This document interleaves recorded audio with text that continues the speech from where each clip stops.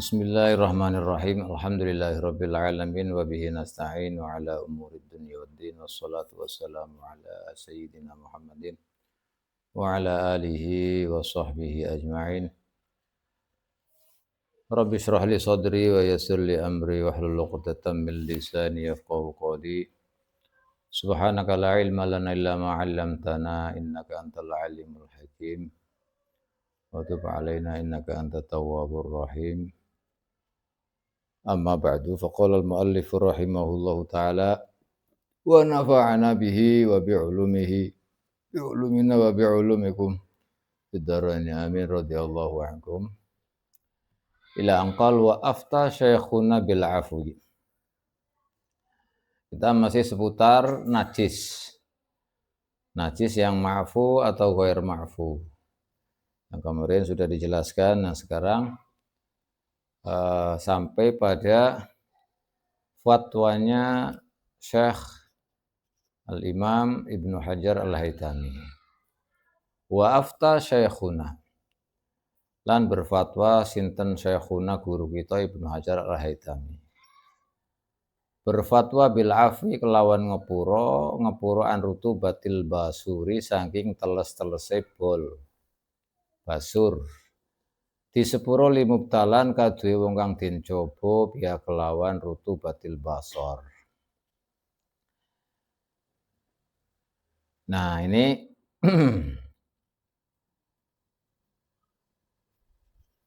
apa namanya? Fatwanya Ibnu Hajar Al-Haytami. Beliau berfatwa bahwa Syekhuna Ibnu Hajar Al-Haytami berfatwa bahwa basah-basah yang ada di basur itu penyakit bol, itu penyakit yang jalan belakang itu, bawasir lah itulah. Biasanya itu kalau ada penyakit di situ nanti ada basah-basah yang keluar di situ. Jadi kalau bawasir itu nanti ada keluar basah-basah itu air. Maka kalau orang yang seperti ini yang sedang dilanda penyakit itu seperti itu sehingga airnya itu keluar terus dari basurnya itu, dari bawasirnya, maka ini air itu hukumnya najis, tetapi najis itu ma'fu anha, ma'fu. Jadi, nah itu basah-basahnya. Oleh syarah, oleh Syekh Bagri ini dijelaskan bahwa yang dimaksud bahwa basur itu biasanya itu kan keluar darah ya. Ma yakhruju min damin, ada darah atau selain darah. Biasanya kalau penyakit bawasir itu kan ada keluar darah atau cairan itu. Maka itu kata beliau, kalau orang yang dicoba oleh Allah punya penyakit seperti ini sehingga terus-terusan keluar cairan atau darah, itu najis hukumnya, tetapi najisnya ma'fu anha, enggak apa-apa. Karena ini memang darurat, susah sekali untuk dihindarkan. Maka ini hukumnya ma'fu anha. Meskipun hukumnya najis, tapi najisnya diampuni, enggak apa-apa. Ini maksudnya bil afwi an rutubatil basur limubtalan biha. Jadi harus dipahami ini bagi orang-orang yang terkena penyakit ini, bawasir ini. Wa kadzalan iku kaya mengkono balgham atau ya balgham. Jadi masalah suci ya, balgham kan suci. Nah, ini baidu ghairi makulin utawi endoge hewan kang ora kena dimangan, ora kena dipangan, ora halal istilahnya.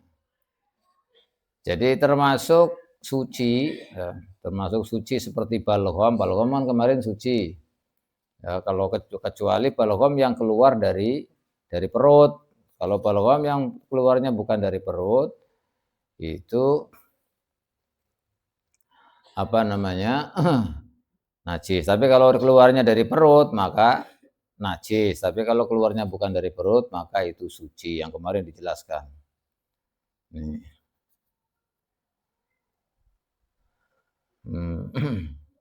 Tapi yang jelas kalau memang ini ada penjelasan, jadi ada tafsilan, bukan semua telur dari hewan yang tidak bisa dimakan itu berarti suci, tidak.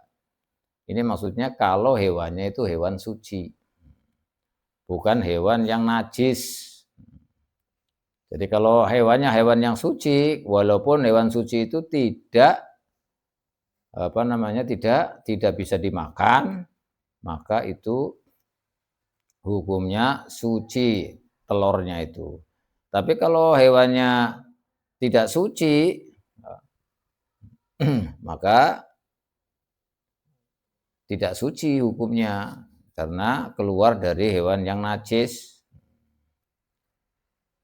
Seperti misalnya telur yang keluar dari anjing misalnya, dari gelondongan begitu bulat, keras misalnya, itu keluarnya dari yang najis, maka itu hukumnya najis.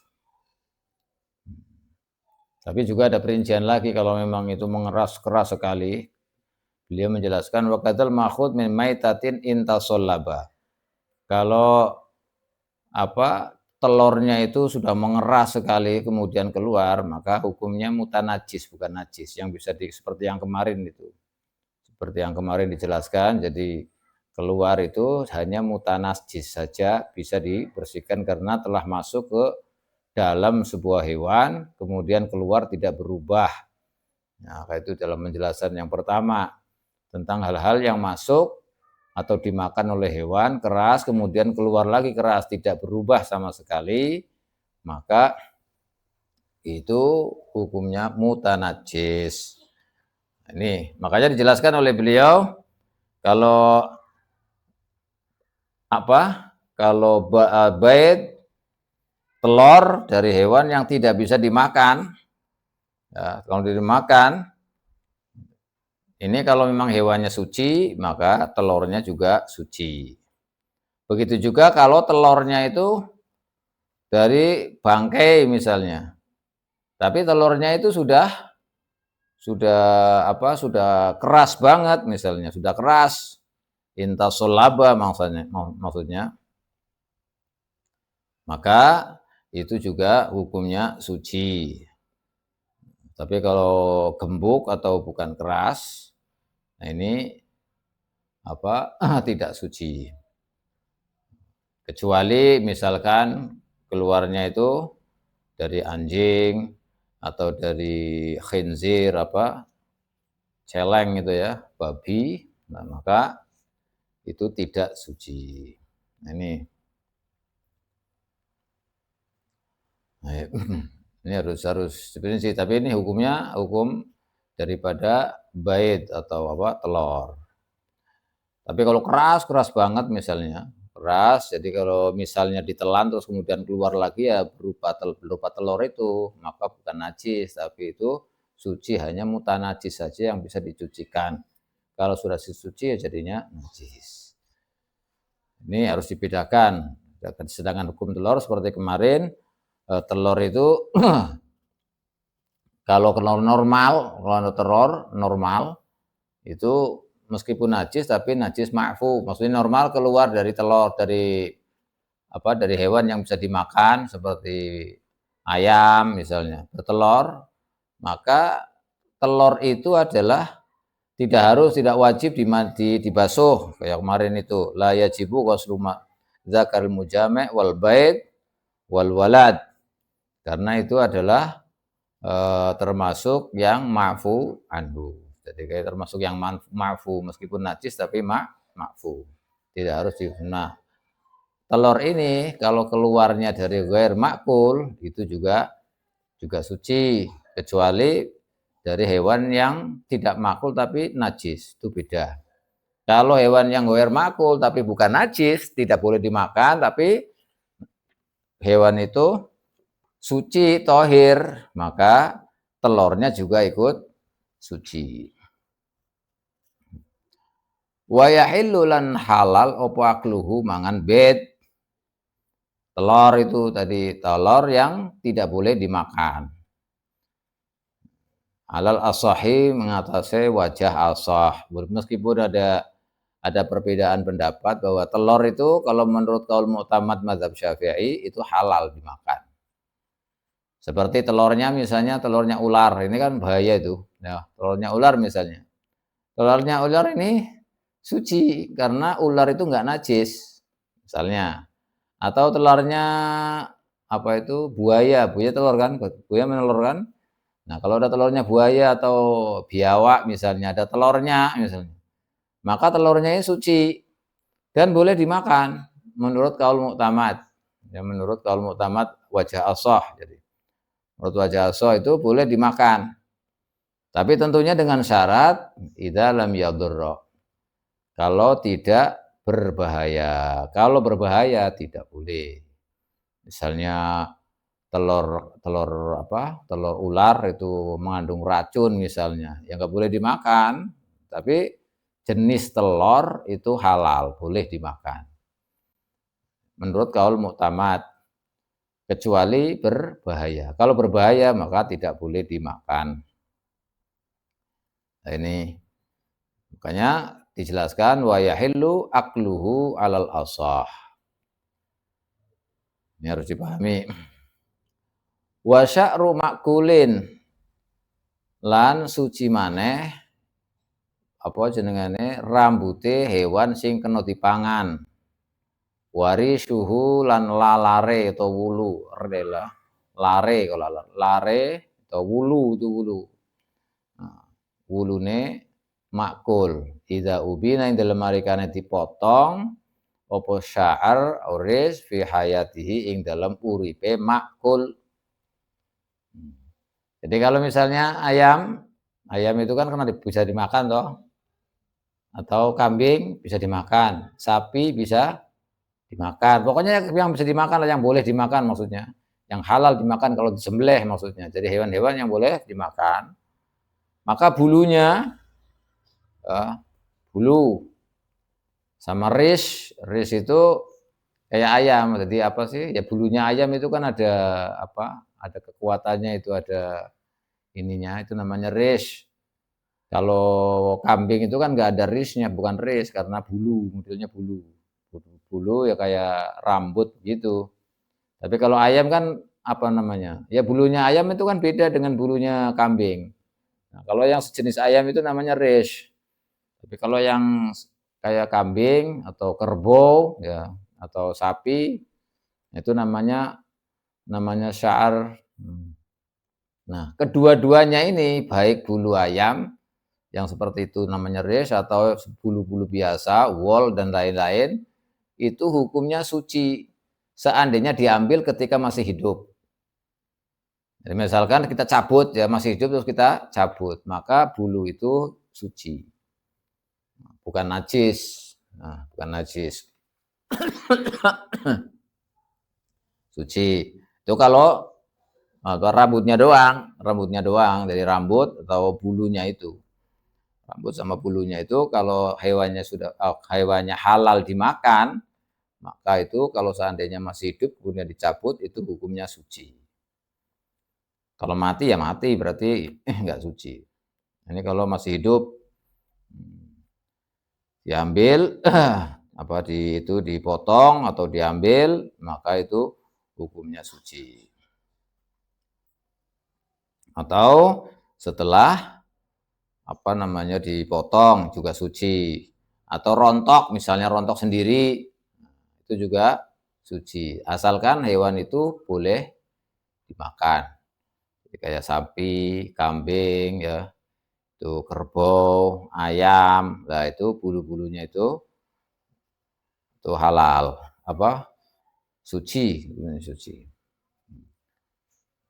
Karena ini kan ada hadis aslinya itu ma'ubina minal hayy fahuwa maita. Jadi ada hadis yang menjelaskan bahwa setiap sesuatu yang dipotong dari yang hidup itu akan menjadi najis seperti asbabul wurudnya hadis ini kan dahulu pernah ada orang yang ingin menyembelih onta dan lain-lain, ternyata satu kaum itu bukan menyembelih tapi motong dagingnya onta dipotong ontanya itu masih hidup, jadi diambil dagingnya doang. Kemudian dimasak, disuguhkan kepada Rasulullah Shallallahu Alaihi Wasallam. Waktu itu Rasulullah mengetahui tentang itu, maka Rasulullah menjelaskan ma'ubina minal hayy fahuwa maitah. Jadi sesuatu atau daging yang diambil, dipotong dari hewan yang masih hidup, itu berarti bangkai. Kalau bangkai berarti najis. Jadi kalau misalnya ada kambing atau apa, kemudian diambil dagingnya, ambil dagingnya, atau jus, bawa tulangnya atau apa diambil, itu najis jadinya. Tapi kalau rambut atau rish, nah bulunya itu hukumnya suci, enggak termasuk dalam hadis itu. Karena yang dimaksud dari hadis itu adalah dagingnya. Untuk dimakan nggak boleh. Jadi kalau misalkan orang lihat sapi itu gemuk sekali atau kerbau gemuk sekali, langsung dipotong dagingnya dimasak, itu nggak boleh. Itu sama dengan bangkai, najis, nggak boleh. Tapi kalau bulu beda lagi. Kalau bulu yang bisa dari hewan yang bisa dimakan, yang boleh dimakan, itu hukumnya suci. Apakah rontok dengan sendirinya atau dicabut waktu masih hidupnya misalnya, maka itu hukumnya suci. Ini hanya rambut sama apa, rishnya itu, bulunya. Nah, walau syakka atau walau syukka boleh saja. Fi sya'ri aw nahwihi aw huwa min ma'kulin aw ghairi aw huwa linfasala min hayyin aw maitin fa huwa tahir. Walau syukka lan lamun dimamangi atau walau syakka lamun mamang atau ragu sapa wong. Bisa saja namanya nahu. Walau syukka lamun dimamangi fi sya'rin ing dalam sya'ar, ing dalam rambut aw nahwi itu sepadane sya'ar. Dimamangi opong ini, nah itu cara nahunya, boleh. Atau walau syakal lamun mamang sapa wong fi sya'rin ing dalam rambut aw nahwi utawa sepadane sya'ar, mamange ahwa atau potoh utawi al maskuk perkara sing diraguni. Sya'ar aw nahwihi ahwa iku mimakulin saking hayawan kang iso dipangan, kang oleh dipangan, aw ghairihi utawa liyane makul. Jadi seandainya ada diragukan ini, rambut itu atau bulunya itu diragukan, rambut atau semisalnya, diragukan apakah rambut yang ada itu adalah dari hewan yang bisa dimakan atau rambut yang tidak bisa dimakan. Misalnya, jadi kalau misalkan dari bangkai atau dari apa itu loh ya, kan itu bisa. Atau dari hewan yang tidak bisa dimakan, atau kalau hewan yang tidak bisa dimakan kan otomatis itunya bulunya nggak boleh. Bulunya atau rambutnya itu nggak boleh, artinya najis. Tapi kalau hewannya boleh dimakan, itu tadi kan boleh suci. Nah ini ada orang ragu, apakah ini dari hewan yang boleh dimakan ataukah tidak boleh dimakan, ragu. Au halim fasola, atau ragunya opo toh infisol, pisah. Opo sya'ar au nahwihi min hayyin saking sing urip, hewan sing isih urip, au mayitin utawa saking hewan sing wis mati, bangkai. Nah, atau ada keraguan, lah ini rambut atau bulu ini dari ketika masih hidup atau menjadi bangkai. Enggak ada keyakinan, ragu. Sudah sering saya ceritakan, saya terangkan masalah ragu, syak. Jadi itu ada beberapa hal dalam fikih, itu ada syak, ada wahm, ada zon, ada ghalabatu zon, dan ada yakin. Ya, ada 5 itu. Tapi kalau syak berarti 50-50, 50-50, nggak ada kepastian ke sini atau tidak condong. Pokoknya sama-sama 50-50, 50-50. Apakah ini rambut atau bulu itu dari hewan, bulunya hewan yang bisa dimakan, yang boleh dimakan atau enggak? Ataukah ini bulu atau rambutnya ini dari hewan atau dipisah atau diambil dari hewan yang masih hidup atau hewan yang sudah mati? Kalau ada keraguan seperti ini, maka gimana hukumnya? Walau syakka fahuwa mongko tawi sya'ar wa nahwihi iku tahirun, suci. Hukumnya suci. Jadi kalau ada keraguan seperti tadi, syak ya, bukan don. Jadi syak itu 50-50 tadi, 50-50. Jadi kalau ragu misalnya ini rambut atau bulu ini dari hewan yang boleh dimakan atau enggak, atau ini rambut atau bulunya ini dipisahkan dari yang punya rambut itu, dari hewan itu, apakah hewannya sudah mati, bangkai, atau hewan yang masih hidup. Nah, maka kalau ada keraguan seperti itu, maka rambut itu hukumnya suci, fahuwa tohir. Kata beliau fahuwa tohir.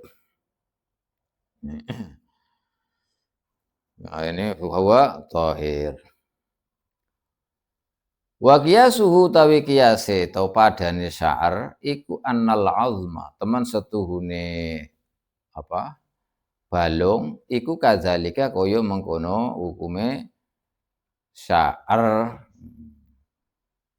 Nah, kaya hukume sya'ar atau syak ketika syak. Jadi kalau apa? Sya'ar sing ketika syak maksudnya. Artinya dengan seperti itu, maka ketika ada balung tulang, nah misalnya ada tulang. Nah, kemudian ragu apakah ini tulangnya hewan yang bisa dimakan ataukah tulangnya hewan yang tidak bisa dimakan, tidak boleh dimakan, maksudnya tidak halal dimakan. Atau tulang ini dipisahkan, dipotong dari hewan yang masih hidup atau tulang yang dipotong dari bangkai. Ragu, maka gimana? Maka hukumnya sama, yaitu fahuwa tohir. Fahuwa tohir. Kalau ragu-ragu itu maka tohir. Nah ini karena apa namanya tidak ada kepastian dan al asal itu suci. Makanya itu berarti hukumnya tohir suci. Jadi lihat balungnya atau tulangnya itu. Maka bisa dilihat diketahui tulangnya itu bagaimana. Kalau ragu keraguan yang tadi maksudnya apakah ini tulangnya hewan yang boleh dimakan atau bukan. Atau ragunya itu apakah tulang ini dipotong ketika hewannya masih hidup atau hewannya sudah mati. Maka kalau seperti itu ada keraguan itu maka hukumnya suci seperti rambut, seperti bulu tadi. Hukumnya sama. Wabihi lan kroyo mengkon lawan kelawan annal azma kadzalika, hukumnya itu sama dengan apa? Kalau ragu tadi berarti hukumnya suci. Sorohan jelasaken sapa Imam Qomuli, jelasaken fil Jawahiri dalam kitab Jawahir.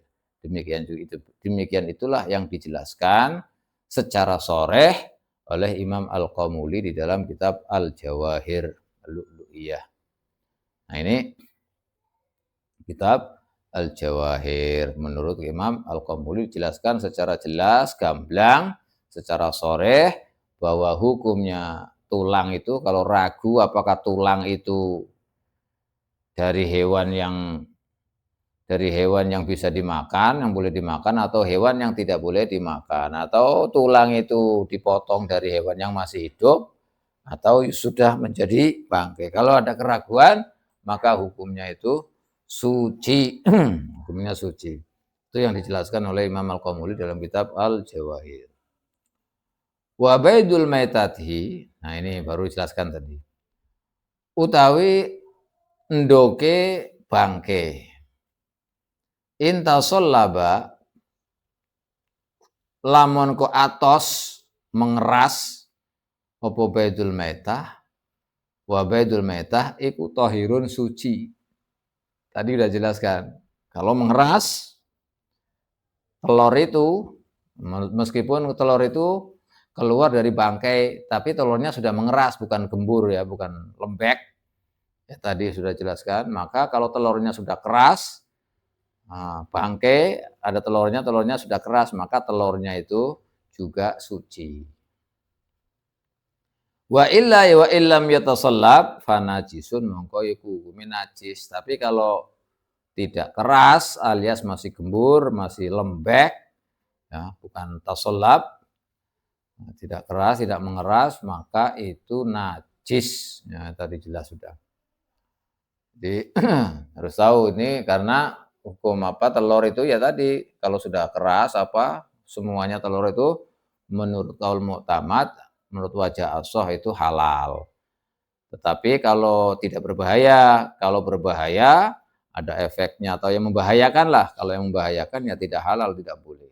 Sampai-sampai dicontohkan oleh para ulama seandainya ada telurnya ular atau telurnya buaya misalnya, itu kalau misalkan nggak ada bahaya ketika dimakan maka nggak apa-apa, halal, boleh saja dimakan menurut wajah ashah, menurut qaul al-mu'tamad boleh. Nah ini sekalipun itu kalau misalnya telurnya itu ada telur dari bangkai, tapi telur bangkai ini yang sudah keras, ya, keras bukan bukan lembek maksudnya, maka itu suci. Kalau masih lembek hukumnya nggak suci, hukumnya najis. Nah ini harus paham. Nah, sekarang ada masalah lagi kata ulama ini. Wasu'ru kulli hayawanin utawi su'er. Su'er itu air yang pernah dicium, pernah diminum oleh hewan, itu namanya. Wasu'ri kulli hayawanin utawi su'er. Artinya kekerenane banyu, kekerenane setiap hewan, saben-saben hayawan, sifate hayawan tohirin kang suci, wa su'ru kulli hayawanin tohirun iku suci. Jadi kalau misalkan kucing kan suci misalnya, maka ketika kucing itu minum di satu gelas, maka gelasnya itu air yang ada di gelas itu tidak menjadi najis. Atau hewan apa? Kambing misalnya, hewan tohir kan, kalau minum di situ, pokoknya hewan-hewan yang tohir, yang suci, ketika minum, maka sisa minumnya itu hukumnya airnya itu adalah suci. Semua hewan yang suci, kalau minum di sebuah tempat, maka air yang ada di tempat itu bekas minumnya hewan yang suci itu suci, bukan najis. Tapi nanti ada permasalahan. Ini tadi falau tanajasa ini. Famuhu summa walagha fi ma'in qalilin aw ma'in fa in kana ba'da ghaibatin yumkinu fiha taharatuhu bil wulughi fi ma'in katsirin aw jarin lam yunajjishu walau hirran wa illa najjasahu. Nah ini kalau seandainya terkena najis opo famuhu, cangkeme hayawan tohir, sawise kena najis summa walagha tumuli dilat apa kulo hayawan dilati fi ma'in ing dalam banyu qalilin kang sithik au ma'in utawa perkara sing coer. Ada hewan mulutnya terkena najis. Setelah terkena najis kemudian menjilat air atau sesuatu yang cair. Maka bagaimana? Harus dilihat dulu. Fa in kana mongko lamun kok ana apa hayawan anane pada ghaibatin ing dalem sakwise lunga tidak ada di situ. Ana iku yumkinu mungkin fiha ing dalem ghaibatihi apa taharatu sucine fam. Suci biwuluhi sebab atau kelawan uliye ndilat hayawan, ndilat fimain ing dalam banyu kasirin kang akeh, aujarin utawa kang mili, jawab fa'in in itu lam yunajjishu mongko ora najisaken apa apa wuluhuhu dilatane iku ing ma au ma'e walau hiron senajan niku rupa kucing wa illam yumkin fiha taharatuhu bi wuluhihi najasa maka najisaken apa wuluhu ing ma. Nah ini harus pahami. Kalau ada hewan yang suci kemudian mulutnya tadi kan, kalau mulutnya hewan yang suci kemudian minum di sebuah wadah yang ada airnya, maka sisa air yang telah diminum oleh hewan itu hukumnya suci. Nah sekarang kalau misalkan hewannya itu mulutnya terkena najis, kita tahu bahwa hewan itu mulutnya kena najis habis makan bangkai atau makan kotoran, akhirnya kan berarti kan najis mulutnya. Nah ketika mulutnya itu najis kemudian minum di satu tempat atau di air yang ada di wadah itu yang tadi seperti tadi, atau di sesuatu yang cair. Sesuatu cair itu bukan air, berarti kayak minyak atau apalah pokoknya, itu namanya cair. Lah minum di situ atau menjilat ya dengan mulutnya itu di barang yang cair itu. Maka bagaimana hukumnya? Maka harus dilihat dulu. Seandainya kucing itu kita lihat ya, atau apa namanya, bukan kucing, istilahnya hewan lah yang kena najis itu pelutnya. Kita lihat bahwa kita tahu itu kena najis. Tapi sebelum menjilat air yang ada di wadah atau menjilat di apa? Di minyak misalnya, dia pergi dulu. Nah, pergi dulu. Setelah kita tahu kena najis, pergi dulu. Nah, pergi dulu, setelah pergi berapa lama? Nah, kalau perginya itu hewan itu ke sana, yang dimungkinkan bahwa dia di sana itu minum air atau apa sehingga mulutnya jadi bersih. Misalnya di sana minum atau menjilati air yang apa? Air yang banyak yang kira-kira mulut ini bisa suci gara-gara dia membersihkan mulutnya di air yang banyak misalnya ketika dia pergi misalnya. Baru kemudian menjilat di air yang barusan atau minyak yang cair itu. Kalau dimungkinkan seperti itu, maka hukumnya suci nih meskipun telah dijilat. Jadi, tapi kalau tidak mungkin atau misalkan sudah jelas bahwa itu mulutnya ada najisnya kemudian minum atau menjilat barang yang cair atau menjilati air yang ada di situ, ya ini makanya namanya najis. Langsung najis. Kenapa? Karena tidak mungkin itu wa illam yumkinhu najasahu. Maka kalau dia langsung minum di air itu, airnya menjadi langsung najis. Atau yang barang yang cair, maka jarang cair najis. Tapi kalau kayak tadi, sebelum menjilat itu dia pergi dulu. Nah, pergi dulu. Yang dalam kepergiannya itu dimungkinkan hewan itu menjilat lagi di air yang banyak. Sehingga mulutnya itu bisa bersih, bisa suci. Itu karena menjilat di sana atau minum di sana di air yang airnya banyak, baru pulang lagi terus menjilat atau minum di wadah yang ada di yang tadi barusan atau di minyak yang cair, maka ini yang barusan dijilat itu hukumnya suci. Tapi kalau tidak seperti itu maka najis. Jadi kalau kita tahu bahwa itu ada najisnya, mulutnya kemudian langsung menjilat ya langsung najis.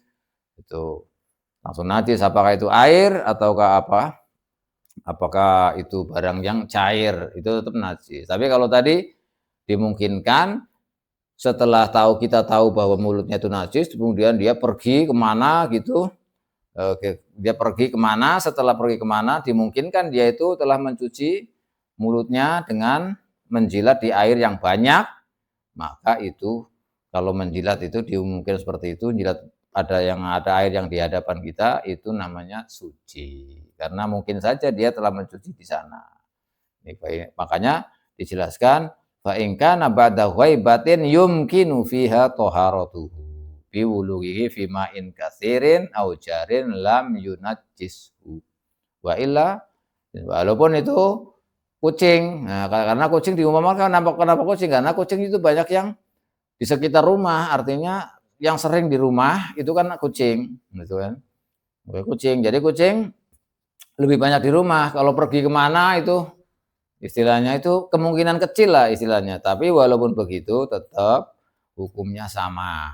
Hukumnya sama artinya kalau setelah kita tahu najis kemudian dianya pergi dan dalam kepergiannya itu masih mungkin ya mungkin dia apa menjilat atau menyucikan apa namanya menjilat air yang banyak atau air yang mengalir misalnya menjadikan mulutnya itu suci, kemudian baru kemudian menjilat air yang ada di sekitar kita atau minyak yang ada di sekitar kita, maka itu suci.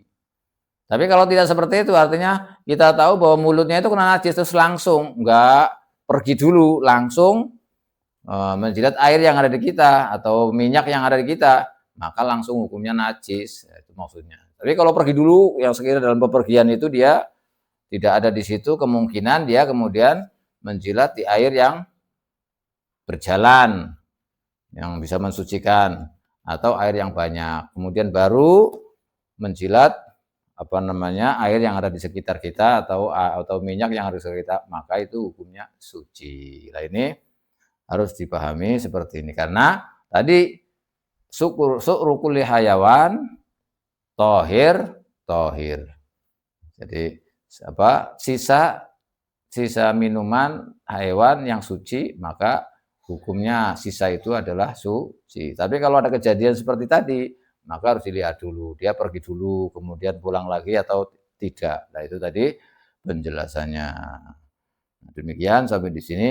Insya Allah nanti kita sambung lagi pada pertemuan yang selanjutnya. Mudah-mudahan bisa dipahami dan bermanfaat, barokah, menjadikan kita difutu oleh Allah Subhanahu wa taala. Wallahu a'lam bishawab.